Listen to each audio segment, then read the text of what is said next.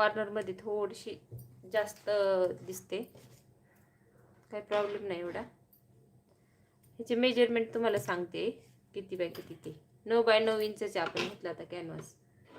कितीचा घेतला होता? 9 बाय 9 इंच.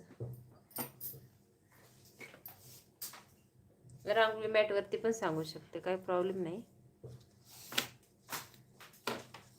हे पहा, 9 बाय 9 इंचाचा कॅनव्हास घ्यायचा, असा पण आणि असा पण.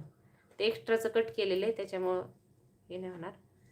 हे मधलं आहे ते 3 इंचाचं ठेवायचं, सेंटरपासून 3 इंच. हे पहा.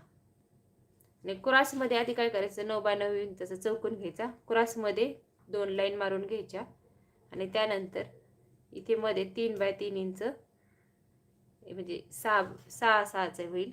सेंटरपासून 3 इंचावरती, म्हणजे हे 6 बाय 6चं मध्ये फ्लावर तयार होते. आणि हे 1.5 इंचाचं एक्स्ट्रा मार्जिन घेतलेले, या 3च्या पुढे 1.5